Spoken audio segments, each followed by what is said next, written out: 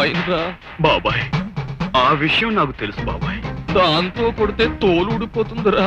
దీంతో మీరు నా తోలు ఎన్నిసార్లు ఊడగొట్టారు, మరి ఆ రుణం నేను తీర్చుకోవాలిగా. బాలు బాబాయ్, ఇదొక్కసారి పట్టుకో. ఎందుకు? నేను చెప్తాగా. నన్ను ఆశీర్వదించండి బాబాయ్. ఇటివు బాబాయ్. నేనివ్వను. ఇచ్చేయి బాబాయ్. కొట్టవుగా. చూస్తావుగా.